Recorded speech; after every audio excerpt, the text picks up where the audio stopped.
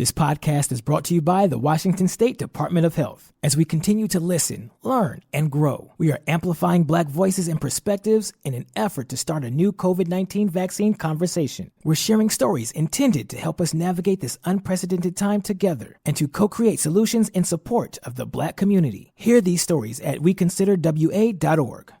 New on Curiosity Stream, the Arctic, frigid, desolate, unforgiving. And without canine companions, early humans never stood a chance. Discover how man and dog learn to thrive together where neither could survive alone in Ice Dogs. Plus, why would a Nazi major be protecting and saving Jews? Against orders, against time, the SS Major that sheltered and saved thousands of Jews. It's the Good Nazi. Watch now on Curiosity Stream. Annual plans are $20, just $1.67 a month. Visit curiositystream.com.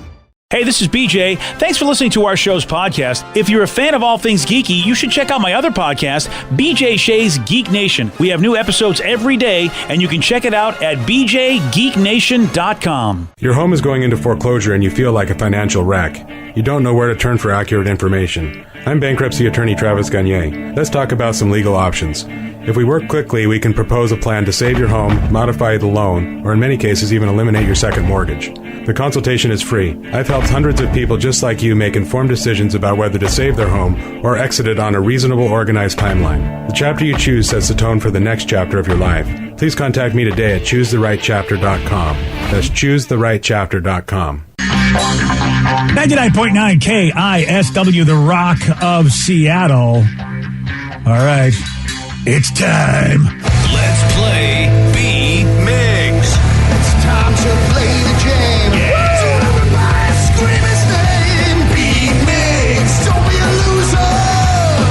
Whoa. B-Migs, you're a loser. It is time for B-Migs, and it's Thursday, so let's get cracking. Release the Kraken. Sploosh. Yeah, we released it all over those Islanders. Yeah, we did. Which makes sense. A Kraken should beat an Islander. You would hope. Yeah, we did. Damn straight. It was amazing. First shutout ever, baby. Yeah. Hopefully more will come in the years to come. If it was the only one, that would be really sad. Oh, I feel like we're going to get more shutouts in the years to come, Rev. If you're going to count, so. yeah, I mean, that would be a crazy bet to make right now. Go, they'll never have a shutout again. Oh, yeah, right. Let's get to our contestant. We got Chris and McKenna. Chris, are you there? Yes, sir. Excellent. All right, Steve, get out of here. Goodbye. For those playing at home, Chris will have 60 seconds to answer 10 questions. Chris, you can pass all you want, but you will only get 3 guesses per question. Are you ready? Yep. What board game's tokens include a rope, a lead pipe, and a candlestick? Clue. Yes. Who played Barney on How I Met Your Mother? Oh, pass. What number is represented by I in Roman numerals? 1. Yes. What was the name of the Ewok Warwick Davis portrayed in Star Wars? Wicket. Yes. How many planets have rings around them? 2. No. 1. No. 3. No. In which city does the film Home Alone 2 take place? New York. Yes. The rate of change of velocity is known as what? Pass. The first spin-off of CSI starting in 2002 was set in what city? Miami. Yes. What fruit comes in Haas and Florida varieties? Avocado. Yes. Which dinosaur did O.C. Marsh discover in 1871? T-Rex. No. 1, 2, 3, 4, 5, 6 correct. Ooh, very nice. Yeah, you did all right there. You know what, though? I have to say that one question Chris got, he didn't get. I didn't get either, and I'm very surprised I didn't know this. Well, there's a couple of them that he didn't get, so well, it's just the one. Which one. It's the one. I didn't want to give any clues away. I didn't get it. Yeah. Wow. We'll have to. And I won't lie. I went and looked it up. I was like, wait a minute, and it's like, Oh, wow. I keep forgetting that. Okay. All right, then. We'll have to see what that one is. So I can't even nitpick you. I wanted to nitpick, and it's not going to happen. I know. You actually Googled it to try to do so. Well, you'd be surprised how many times I do that. Oh, Yeah. Oh, he's on Google the whole time. Oh, yeah. I mean, when I nitpick, I want to be sure I got something to pick about. Steve, are you ready? Ah, yes. What board games tokens include a rope, a lead pipe, and a candlestick? Oh, Clue. Yes. Nice. Who played Barney on How I Met Your Mother? MPH, baby. Neil Patrick Harris. Yes. What number is represented by I in Roman numerals? Ooh. 1? Yes. What was the name of the Ewok Warwick Davis portrayed in Star Wars? It's the only one I know. Nom Nom. What the hell's his name? It's Nom Nom. Wicket. Yes. How many planets have right here? How many planets have rings around them? 2. No. 3. No. 4. Yes. Whatever. In which city does the film Home Alone 2 take place? New York. Yes. The rate of change of velocity is known as what? Speed. No. I don't know. Pass. The first spinoff of CSI starting in 2002. Acceleration. Yes. The first spinoff of CSI starting in 2002 was set in what city? Miami. Yes. 1, 2, 3, 4, 5, 6, 7, 8. You win 8-6. Sorry, Chris. Whoa. Wow, he's gone all animal style on us. That was my Adam Larson guttural. Nice. Okay, very good. Go Kraken and go Steve. Yeah. Wow. Yeah. Yeah. Turn to be Swedish or something over there. Yeah. The dark chocolate just kicked in, boys. Excuse me? Where'd you get dark chocolate? In the kitchen. Oh, those little hearts? Yeah, they're made of chocolate. They are chocolate, but it's dark chocolate. And I'm like, this tastes weird. And I'm like, but I'm still eating them. And it was like dark chocolate. I'm like, I don't like this. It's the reason why I've only had 1 as opposed to 5. There you go. Fair enough. To me, I agree. Dark chocolate's trash. If you ask me, I'm more of a milk chocolate kind of guy. You got to put something with dark chocolate or it is trash. Yeah. Yeah, like but I'll still eat it. That's my problem. Right, it was right there. Congratulations, you got all the ones that you got to. There were 2 questions you didn't get to. Oh, yeah, buddy. What fruit comes in Haas and Florida varieties? Haagen-Dazs? No, it's a fruit. Apples? No. Cherries? No, it would be avocados. Because they're fruits. That's right. Yes, those Haas avocados. Yep. I forget that avocados are fruit. Dang it. And then there was one Chris didn't get correct, which is which dinosaur did O.C. Marsh discover in 1871? I'm going to go with pterodactyl. Wow, yes. I was about to say no, because most people usually go T-Rex first, so you started there, but wow. No, yeah. My head said Tyrannosaurus Rex, but then I thought to myself, that's not it. And then, yeah, you're absolutely correct. You probably, you would have got 9 out of 10 out of that, but still, you won. Congratulations. What a luck bomber. Don't ask me to spell pterodactyl. It starts with a P. I know that. Yeah. That's about it. I keep forgetting Jupiter has rings. I keep forgetting Jupiter has rings. Hey, they just got little itty-bitty rings. I just, I only think of the big red spot. And so I would be like, I swear there's only 3 planets with rings, but turns out it's Jupiter, Saturn, the last 4, basically. Jupiter, Saturn, Uranus, or Uranus, and Neptune. There you go. Well, congratulations, Steve, you jerk. Thank you. Yeah. Oh, good. That's a good way to just piggyback off that Kraken win, boys. I don't know how I feel about this. I guess kids are getting more and more tech savvy. A couple in Michigan decided to give their 3-year-old toddler an old Apple Watch to wear. At least it's an old one, so okay. I can understand that, man. Tatum's 2, and I almost feel like we give her toy phones to play around with, but she just wants to she just loves scrolling through pictures on our cell phones. And this one did have Mickey Mouse on it, so I suppose since it's old, it's got Mickey. Sure, why not give it? The kid loves Mickey. Why not? But how about that? It didn't take long before the kid called 911 by mistake. So there you go. Oh no. That's right. Even if it's like an old phone, or I guess I never thought about it was like an Apple Watch, but it's basically a wrist phone. Yeah. Then 911 will still work. And he was on there for 7 minutes before his parents realized, hey, what are you doing there, little Mickey? What are you doing? 7 minutes with the 911 dispatcher? Yeah.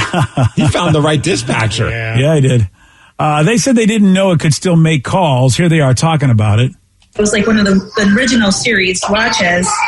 And I was like, I haven't used it in years. It's probably not connected to a phone. What's the harm in him looking at the Mickey Apple Watch? And I was listening, and I'm like, wait, is that someone else talking? The kids are on the Apple Watch calling 911. And he's like, oh, no. When we realized this happened, we were freaking out. Obviously, because I was like, oh, my gosh, I can't believe he called 911. And I was like, how long has this been going on for?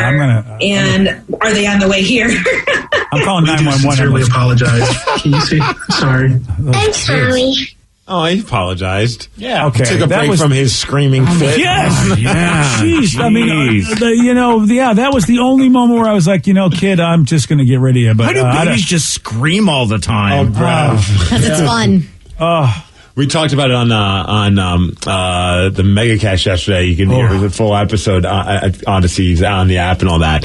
But we were talking about how, my wife's grandfather unfortunately passed away a few weeks ago. Oh, I'm sorry to hear that, Steve. Thanks. Yeah, my condolences. And it's awful. I mean, incredible man, and it rocked all of us. I mean, it was just one of the true great ones. And so my wife was asked though to do the eulogy, which was very stressful, of course, because it's not something that and she crushed it, dude. Like, it was unbelievable. Like, it was like, you could tell, like, she was making people laugh. She was making people cry. And I could see it. I did not hear the eulogy because, Tatum decided, 3 seconds into the eulogy to have a massive meltdown because she's no longer sitting next to mom. So, oh, no. So, Sid goes up there in front of everybody, and I know how nervous she was, and I was, nervous for her, but I felt very confident because I've heard her say it and read the speech and the eulogy, and I knew it was going to go well. But all of a sudden, Tatum starts following her to the podium, and I'm like, in any other situation, this is adorable. This is not the time where I just let Tatum go to mom and be, like that silly kid trying to get up on the podium thing. Yeah. If it was at a speech for a happy retirement, sure, but not at a eulogy. So I quickly grab her, which then, mommy! And then it's just pure dinosaur screams. And I'm just and then since cousin's wife's like, do you want me to take her? I'm like, you don't want this smoke. This is wow. So I grabbed Tatum, quickly get out. And even my wife afterwards said that actually helped her calm down because it was she was so nervous about the speech, and all of a sudden screaming Tatum just got her took her off her game to help her reset, which that does happen where sometimes you just want to get thrown off a little bit so that you don't get caught in your own head. But I take her into the soundproof room at the church, but you can still see. Yeah. And I learned rather quickly how soundproof it was because nobody turned as she's screaming bloody murder for the next 15 minutes. Oh, my gosh. I'm trying everything. Nothing is working. And and the whole time it's out of a movie because I'm just kids screaming and crying. And I'm watching my wife deliver one of the most epic eulogies, a really powerful moment, but I can't hear it. I'm just watching the body language and seeing people smile, seeing people wipe their eyes, and I'm like, she's crushing it. She's doing a great job. Her grandfather would be so beyond proud of her for what she did. And afterwards, I heard everybody came up to me. She was so great. I'm like, yeah, it looked great. I just don't know how it sounded. Yeah. And Tatum was great too. I don't know if you know, man. She was belted. She almost broke the glass. It's one of those moments you have no control over it. And I knew, and I'm trying to rationalize with my daughter. I'm like, hey, if you just shut up, we could go in there. and you could watch mom do this too. Yeah, not going to happen. No, daddy. It's amazing they have a soundproof room there. Dude, and Ted was like, well, what's that soundproof room for? And I'm like, Yeah. They have rooms, and they call them they're mothering room or whatever they have for titles, child room or something random, and you can see, and typically you can hear, but the speaker, of course, wasn't working. Because you have a little knob that you could turn up the speaker. Oh, that's unfortunate. We should have heard that. No, you didn't even get that. I was like, get in there, jack the volume up. I'm hearing this, and no, that wasn't the case. Luckily, her family did record it, so I got to watch. Oh, that's cool. And it was truly incredible, but it was just so funny. I'm like, of course, I'm watching from a soundproof room that's meant for crying child. And of course, when a kid is crying, 1 minute feels like an hour. Oh yeah. Especially when there's no consoling them, you're like, can this just be over now, please? It was the longest 15 minutes of my life, and I finally she finishes. And I'm like, beeline straight to mom, and mom just looks at me. She's like, "Are you okay?" I'm like, "No." Wow. This was hard. It's I need a drink, maybe a nap, and a couple days to recover. Thank you. Yeah, man. It was just I'm happy it all went well, but I was like, it's just so funny. Oh, that's a beating. Oh, but that's just that's why you hear that. I'm yeah, I got it. It's just kids will find the absolute worst time to just go in a crying, screaming fit. Mm-hmm. Yeah. They're just delightful, aren't they? Yeah, I mean, debatable at times, but yes. Yeah. It is time for Listeners on the Loose. This is where you pick the topic, you guide the show. 206-421-ROCK. Text us at 77999. We got your calls. We got your texts. We'll take those at 9:20 on The Rock. BJ and Migs, mornings on The Rock, 99.9 KISW. 99.9 KISW, The Rock of Seattle. It's Listeners on the Loose, brought to you by the SeattleBoatShow.com, or it's actually just SeattleBoatShow.com. Remember that website, SeattleBoatShow.com. Thank you. Thank you very much. The boat show. Yeah, that's what it is. That's what it's all about. Listeners on the Loose, where you pick the topic, you guide the show. 206-421-ROCK. Text us at 77999. Now, look, I know you think what you have to say is important. And look, it probably is, but still, you got to follow Steve's rule. It's a simple rule, BJ, and that's to show some energy and bring it. Otherwise, you're going to be gonged. And then we're going to have to say goodbye to you. Goodbye, old friend. 206-421-ROCK. Text us at 77999. Oh, we got a good text. Oh, here we go. I'm curious to see what everyone's opinion is going to be on this. Especially, honestly, maybe we should reach out to your daughter as well because all right, it has something to do with waitresses and waiters and servers in the industry and along those lines. I'm sure Vicky has something to say about this as well. So I think this is a good one. It's juicy. All right, you ready for it?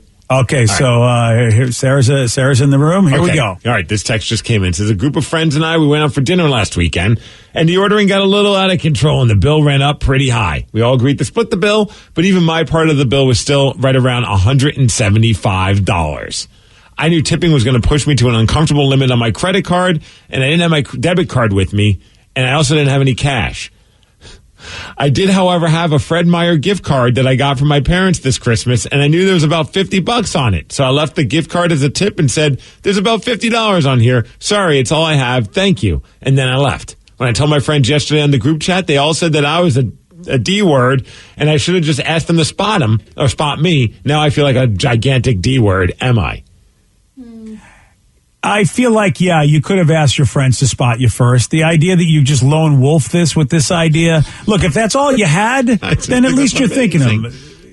But yeah, you got it. You talk to your buds. Why wouldn't you ask? I'm such a fan of Fred Meyer. If I was a waiter and I was on there, I'm like, sweet, $50 gift card to Fred Same Meyer. Here. Not telling my coworkers, that's all mine. Yep. Exactly. You can get anything there. That place is amazing. Right, that's a good tip. That's a good and it's bottle $50. Of whiskey. Yeah. Yeah. $50. I know it's.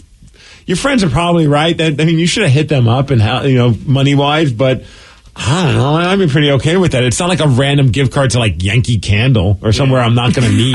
See, I'd be worried as a server. It's like them putting that down, saying that there's money on it, and then going on and looking. It's only 50 cents. Yeah, exactly. I know about $50 doesn't seem very confident. I'm like, I forgot I went there one night. Yeah, I got a couple sandwiches. It's actually $17. Right. That'd be my only concern with it. But my thinking is with online banking, it's like you can just put money into your credit card. You can just pay it on your phone. I don't know. It just seemed really... We don't know the age of this person. Sometimes those kind of things are a little bit more difficult the older you get. Well, here's the thing, though. Who does not have some sort of cash-sharing app like Venmo? You can do it via PayPal. You can do it Cash App. You can do it with Zelle. I have none of those. Sarah's an old lady. Wow. It goes through J-Rubs. Mm-hmm. Yep, Sarah writes checks. Yeah, exactly.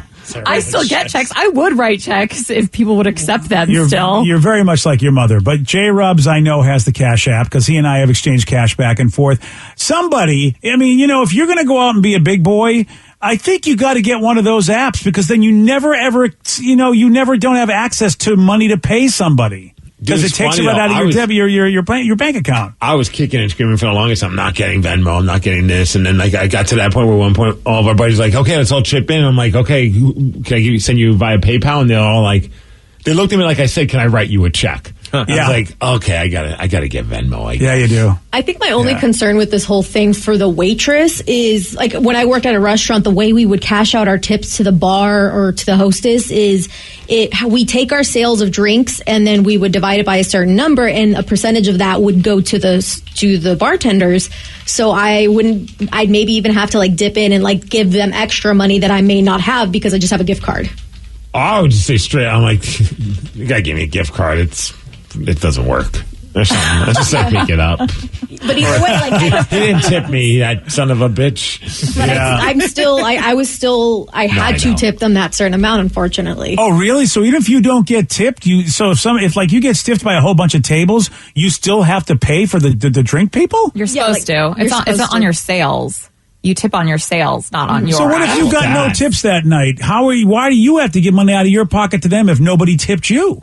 I mean, you don't have to, but you're supposed to give a percentage to the bartender, the cooks. I don't mind you doing that as long as you get tipped. I mean, I have no problem with sharing the wealth. I'd be very unpopular if that was the case. I'd be like, you kiss my ass because I didn't get anything. You aren't getting anything either. Exactly. And you can't go to Fred Meyer with me. Yeah, that's how life works. You get nothing. We all share in everything, including the nothing. All right. Well, that's why I'll give you a percentage of the nothing that I got. That's why I never worked in that business, and I don't think I ever want to. It's the weird. I really think the restauranting business is so just screwed up. I know it's tough, but I'm ready to pay full price. Charge me what you're going to charge me so that you can pay these people so we don't have to go through this tip nonsense anymore. Because it really is unfair, some of the money that some of these servers are paid and then they get stiffed on the tip.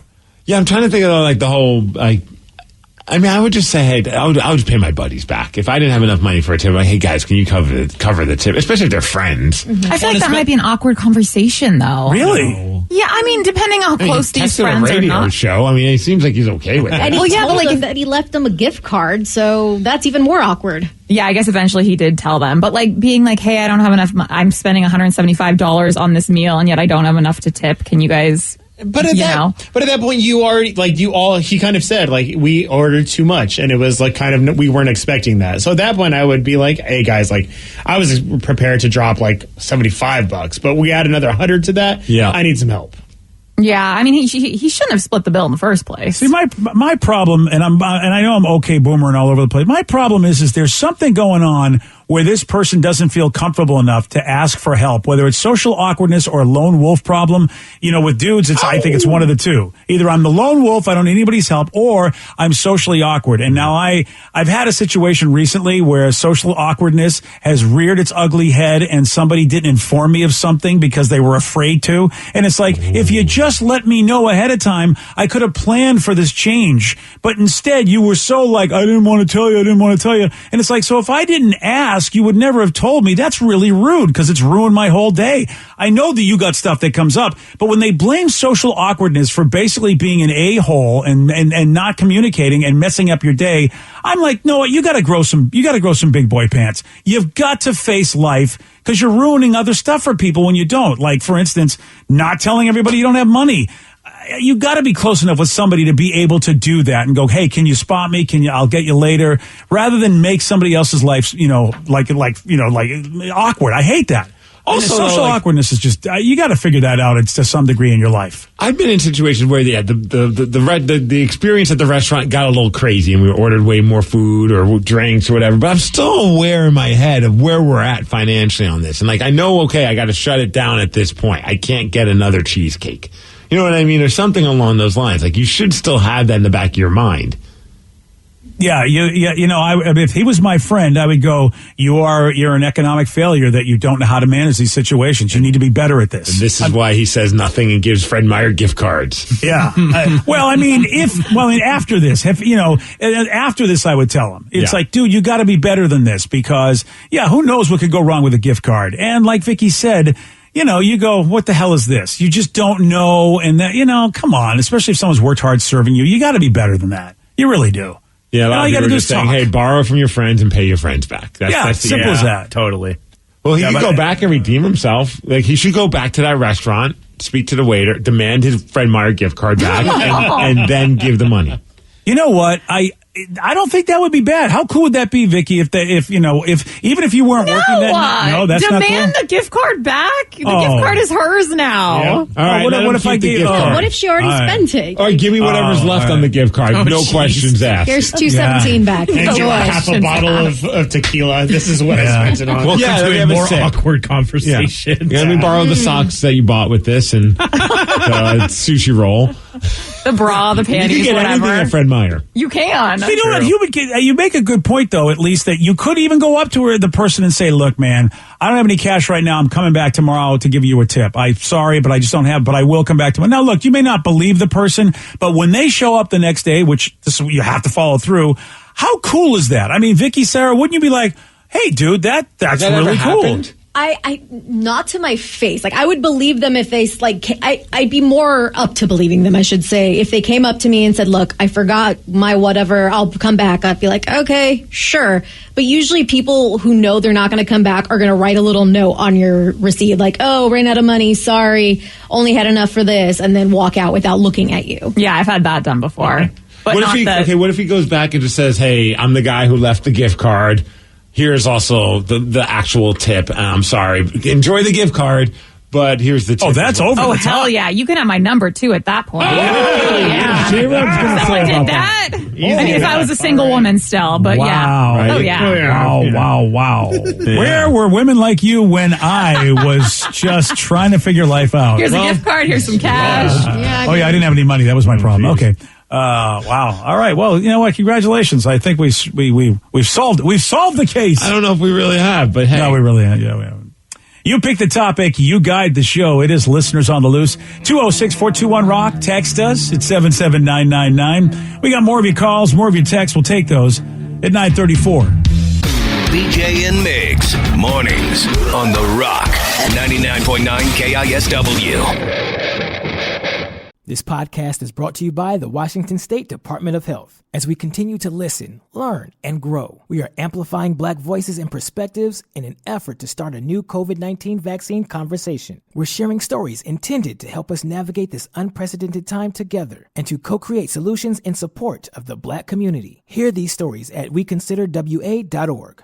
Wenatchee is gorgeous in the spring with its lush green rolling hills, abundant wildflowers everywhere, and the views of the Columbia River. The local food scene offers an abundant selection of authentic international cuisines featuring the unique farm-fresh ingredients of the region. Wenatchee is also home to award-winning wines, handcrafted hard ciders, and a talented handful of local brewers producing fine craft beers. Visit Wenatchee, the heart of Washington State. New on Curiosity Stream. Are we close to building machines that are almost human? And can new technology give us superpowers? Find out on Super Sapiens. And in 1919, a British composer wrote the longest and most complex symphony in history. Conductors tried to perform it, but failed, declaring it cursed. Now a group of musicians will attempt the impossible, if they dare, on Curse of a Gothic Symphony. Watch now on Curiosity Stream. Annual plans are $20, just $1.67 a month. Visit curiositystream.com. 99.9 KISW, the Rock of Seattle. It's Listeners on the Loose. You pick the topic. You guide the show. 206-421-ROCK. Text us at 77999. Some text messages are coming in. Somebody just said, hey, I hope you guys could settle this debate between me and my coworker. Here we go. It's a very serious question, too. Oh, here we go. Okay. I said, if I'm getting a big burger, it should be wider, not taller. He said, no, take it tall with all the toppings. What would you rather have, a big wide burger or a big tall burger and have the same amount of toppings? Ooh. Oh. Both. Ooh. I mean, right now? Yeah, one of each. Yeah. You know what? I want a wide burger. Yep. Because it's hard to open my mouth that big for those big ones. You just got to smash them down and everything just kind of shoots out the back. It's not fun. Yeah, I wish. Pardon me? We're talking about burgers. The burgers. Yeah. I wish we lived in like Scooby-Doo world where you can just tie a string and make it smaller and fit it all in your mouth at once. Why?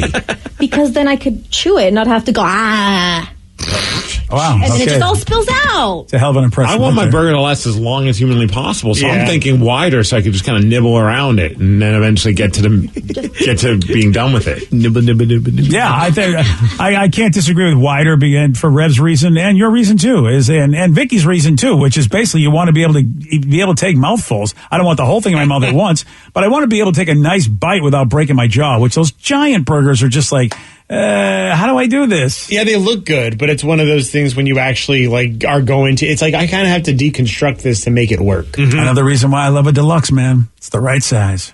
Oh, it could be bigger. It could be way bigger. 2 deluxes are the right size. Yeah. Okay, Yeah, I totally, will not argue with it. You know what? Again, but no not argument here. But not stacked on top of each other, next to each other. Yes. Exactly. Perfect Yeah. size burger, if you ask me, a double Whopper. That's true. Yep. Oh, I can't argue. You know what? Today, I mean, so far, Steve, you are speaking some truth. It's like you want to argue, but then I really do. I find myself in a very contrary mood, but Steve is not making it easy. Yeah, when aren't you in a contrary mood? All right, fine. Well, actually, right now. Yeah, you're not. That's a good point. All right, finally, you're contrary to being contrary. Yeah, I know. You're This right. is my head's exploding. I'm going to need some time to process all of this. Oh, speaking of fast food, yesterday I got to experience. Finally, I was like, you know what? The times I've gone to Jack in the Box and I've gotten that cluck sandwich, I get the regular cluck. Oh yeah, I've never had one of those. I got the spicy cluck chicken sandwich yesterday. Oh, okay, because everybody's trying to get in on that chicken sandwich game. Fan-freaking-tastic. Whoa. Highly recommend. Nice. All right, It's not too spicy. Yeah. It's like the perfect spice to it, and it's got pickles. Everything about it's awesome. I forget. Oh, okay. Have you tried the Popeyes chicken sandwich? Not yet. Okay, 'cause I was going to say, where does it rank? Because Popeyes is still number one for me. Well, Danny, have you tried the spicy cluck? I haven't. Well, you're the one that's got to do it. That's fine too. I think you have to do it for science. But I can say that I still like Shaq's Big Chicken the best. Interesting. But this one was a very good chicken sandwich. If you And guys Danny, you've had Shaq's Big Chicken, right? Yes. All right, so where do you rank that in the world of Popeyes? Because we'll get an idea if so, because really... That's hard. I will say that I think Shaq's takes the cake for Okay, I was about to have an issue with you because we both proclaimed it the greatest chicken sandwich ever when we were together. And you know what? It's because it's not readily available. Like I can't go to a Shaq's Big Chicken outside of going to a Kraken game, so I don't automatically think about that. But when you said that, it was like, yep, that is the top. Mm-hmm. Here's my problem. You go to Chick-fil-A, you go to Popeyes, okay, you're going for chicken. But when I go to a hamburger joint, I want to go try the spicy chicken sandwich or at least any chicken sandwich. But then there's those tasty hamburgers. And it's like, well, I want that instead. Yeah. I don't know if I'll ever try a hamburger joint's chicken sandwich. I don't know the last time I ever had a fillet of fish. Even when I go, all right, I'm going to try to be a little healthier and go for some fish. But then once I walk into Mickey D's, it's like, what am I doing? I mean, the fish doesn't stand a chance. That fish isn't healthier, by the way. I know, but I like to think so. Okay. In the make-believe world, it is. Okay. Yeah. You live in that world. I usually have that same problem as BJ, especially when I go to Burger King because I just want that Whopper. But I did get their chicken sandwich, and I like it. I didn't get the spicy one. Did you get the chicken parm sandwich? No, I have gotten that, yes. And I love that one. Yeah, that's amazing. But I got their take on the chicken sandwich that everyone is doing, and it's pretty good. Not as good as Popeyes, but I did like it. But again, most of the time, I'm going to be picking up a Whopper. Yep. And that's the problem. Now, that's the thing.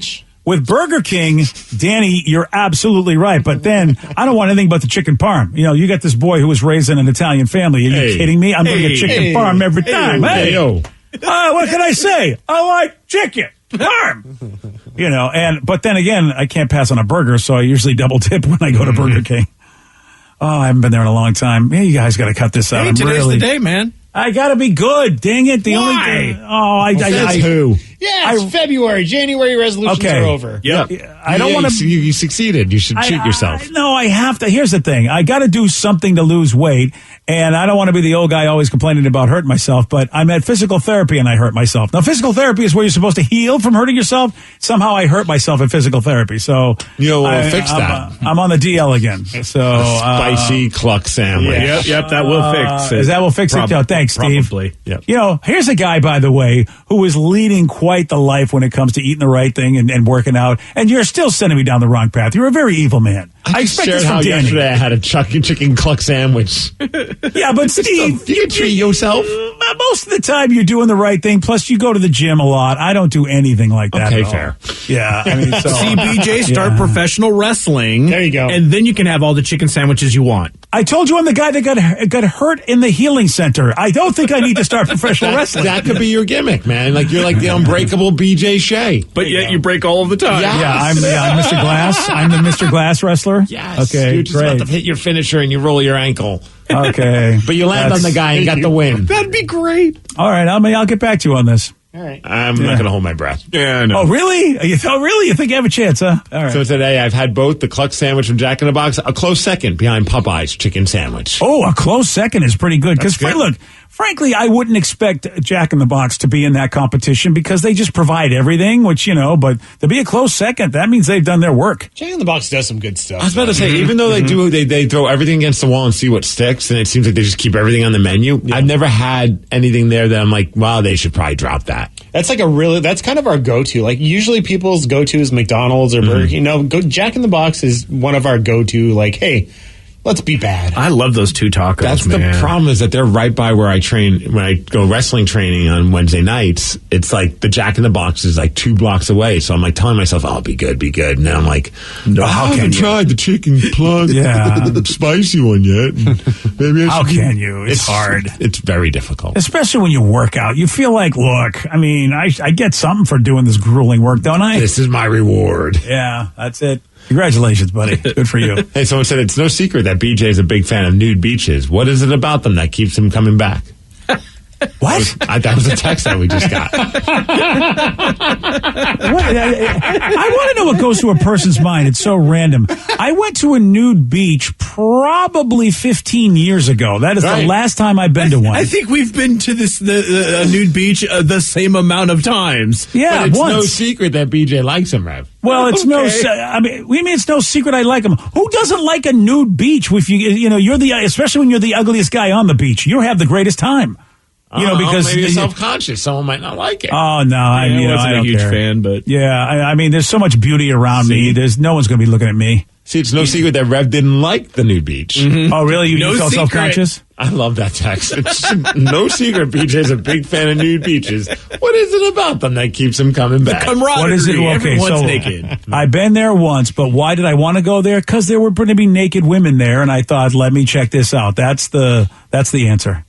And I don't know any nude beaches around here. This was in Hawaii, and it was part of a seminar. Alkai's a nude beach. Yeah, just show up there naked. I didn't realize that. Wow, I have been really doing it wrong. And is there a special part of Alkai? Because at the nude beach in Hawaii, you had to go hiking over a thing. Oh, you did. It was so much work. Yeah, it's not like you can just drive your car up and there it is. It's right by the Statue of Liberty on that little. Oh, okay. Yeah, wow, right around there. Wow, I've missed that, Steve. But you know what? I'm going today. Okay, get nude. Yeah. It's gonna be a little cold, but get nude. Well, that's why I'm gonna be pool ready like Costanza. So even if there's anything that bad happens, they'll go, well, there's no evidence. Hey. So I got a question for Steve. How did it become that you had Travis as your singer for Bruiser Brody? I saw him when he was with Second Coming. That's it is pretty a fun story. So when we put together Bruiser Brody, it was just a fun little project that Glenn and I were joking about on the Migs cast, and we just assembled a couple of our friends, and it was just going to be, let's just go in there and bang out some songs, like really minimal effort in the sense of like these are songs that Glenn had that he wasn't using for window pane. And it was like the night of our very first practice, Glenn shot me a text, goes, I don't know if I really want to sing in this project. What do you think about Travis singing? And I'm like, I laughed. I was like, yeah, sure. If he says yes, go ahead. Sure as that night, Travis walks in through the rehearsal room. He's like, let's go. Let's have some fun. And that was the story. It was like no like massive arm wringing or it was just like one of those like, this sounds random and stupid. Let's do it. Yeah. Man, it's and he's got good pipes, that Travis. He doesn't suck on the vocals. No, he does not. It's always. And Glenn is good too. So it's like, you got Glenn with the backings. Glenn's a great singer. Glenn Cannon, The Damage Done is awesome. And it was really because one of the songs, he's like, it's a pain in the ass to sing and play guitar on this one. What do you think about getting a singer? And I'm like, I don't know. And then he's like, what do you think about Travis? I'm like, yeah, if he says yes, sure. And then he ended up saying yes. And then 2 days later, we went and recorded the record. Nice. It was pretty like shotgun. But the question I have is, what is it that keeps you guys going back to the nude beach, though? What is it about? BJ, it's no secret that we're fans of it. Oh, that's what it is. Oh, I knew it was something. All right, well, it's no secret that we have to answer this question about Ryan Castle. No secret at all. What do Ryan Castle and a fortune cookie have in common? I'm going to tell you at 9:50 on The Rock. BJ and Migs, mornings on The Rock, 99.9 KISW. And now, the Ryan Castle question of the day. What do Ryan Castle and a fortune cookie have in common? Sweet on the outside, hollow on the inside. Yeah. That's how I like my Ryans. I always wanted to make like misfortune cookies. They'd be black, and you opened it and said it would say something like, "The people you're eating with don't really like you."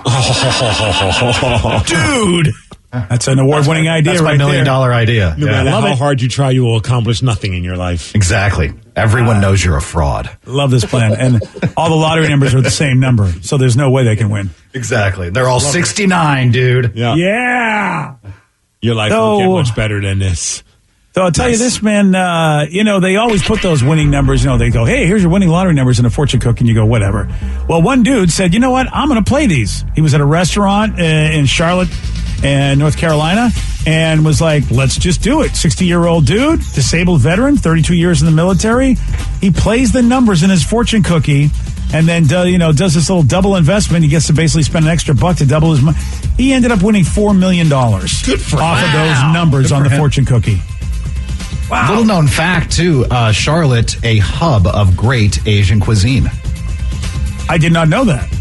It's not true. I just made it up. Oh, okay. Yeah, I was like, I smell sarcasm, and you're not even in the room with us. Little known fact, you apparently can win the lottery if you play their fortune cookies, so there's that.